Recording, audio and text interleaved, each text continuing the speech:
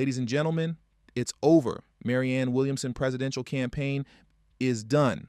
Now, though she hasn't officially announced it yet, if we're being honest, her campaign crashed before it even left the ground. For crying out loud, her own campaign staff members were calling her out for being a grifter.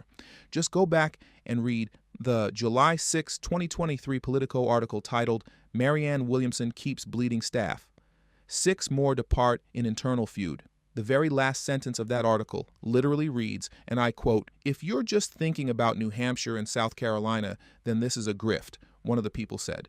And that's what this is, a grift. And it always has been. This is precisely why, since the launch of her campaign, she's had a higher staff turnaround than your local McDonald's down the street. But in all seriousness, she can't keep a campaign manager, nor any other staff members for that matter, due to her constant alleged verbal abuse. And now her campaign is in the red. But to be honest, it's been in the red for quite some time now. And because Marianne just can't stop grifting, it's getting worse.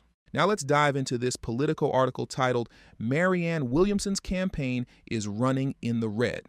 The sole remaining Democratic primary challenger to President Joe Biden who has any support in the polls shed even more staff members in the last 3 months and spent more than she raised. Spiritual guru and third-time political candidate Marianne Williamson brought in just $821,000 in the third quarter of her presidential campaign and spent more than $825,000, according to her latest filing to the Federal Election Commission, covering July 1st through September 30th. A majority of the incoming haul came from donors giving less than $200. The immediate burn through the quarter's cash underscores the challenges the long-shot candidate has had in gaining traction this time around. Her campaign is also deeply in debt. She carried $270,000 in debt the previous quarter, and that grew to $347,000. The campaign declared having about $101,000 cash on hand. Now, if you thought that was bad, just sit back and take a listen to what Williamson's former staffers had to say about her campaign. The campaign, led by Carlos Cardona, lost 6 staffers in one bout of firings and resignations at the end of the last reporting period, and the stop in staff salary payments in this report confirmed the further departures of the campaign's second South Carolina director, Brandon Upson, Press Secretary Duran Brown, and fellow staffers Corey Archibald, Christian Castro, and Molly Reed. Williamson's consistent staff churn this cycle has not only impacted internal campaign operations, but has led to public rebukes of her online. A group of 7 former staffers wrote a letter, first reported in August by Jen Dees, who writes the Courage News Substack, alleging that Williamson's own management style is causing her campaign to fail. Based on our observations and our interactions with her, Marianne Williamson has demonstrated no intention of becoming president, no strategy to win this election, and no ability to effectively lead this country or follow through on her progressive platform, the letter said. The former staffers also expressed serious doubts that the Williamson campaign was organized enough to get on the ballot or win the nomination. Now, if you needed any more proof that Williamson was a grifter, as I read through the remainder of this article, the last 2 paragraphs says it all. Williamson increased her time on the campaign trail this quarter, and the campaign's largest expense after salaries and payroll taxes was travel. The Williamson campaign spent about $82,000 on commercial air travel, hotels, and transport.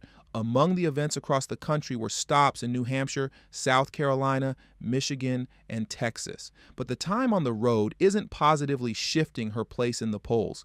She entered the race polling at 9% and now maintains an average of about 4% support, according to Real Clear Politics. The best-selling author has loaned the campaign $220,000 so far this cycle, but she did not make any additional contributions in the third quarter, according to the report.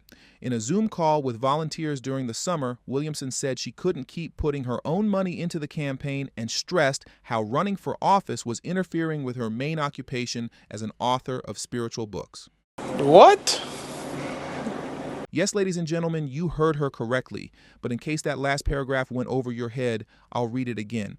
In a Zoom call with volunteers during the summer, Williamson said she couldn't keep putting her own money into the campaign and stressed how running for office was interfering with her main occupation as an author of spiritual books. She has since delayed the release of her upcoming book, A Mystic Jesus. It was originally scheduled to come out last month, but will be released next year. This woman is literally more concerned with releasing her upcoming book, A Mystic Jesus, than she is about winning the presidency. So I think it's more than safe to say that Marianne Williamson is a grifter, to say the very least.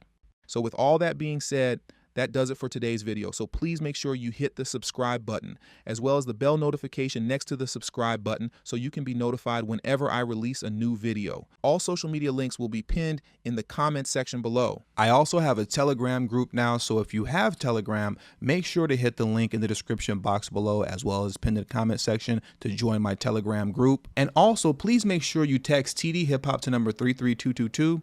That's tdhiphop to number 33222. That way you'll get a text notification whenever I release a new video, but it also serves as an insurance plan for myself, so in case YouTube ever gives me the axe, I'll be able to send you a direct link to where you can find me next. And last but certainly not least, for those of you who have a love and appreciation for the work that I put in on this channel, the #1 way you can show your support is through Patreon. For only $3 a month, that will help put me in position to take TD Hip Hop Media off of YouTube. Remember, the goal is not to grow big on YouTube, but to grow independent of YouTube. And for those of you who have issues with joining Patreon, you can also hit the join button that's next to the subscribe button, and that way you can become an official channel member for as little as $3 a month as well. And lastly, if you haven't already, please make sure you join the emailing list. There is no way that I can go independent of YouTube if I cannot take the audience with me. And the link to that will be pinned in the comment section as well.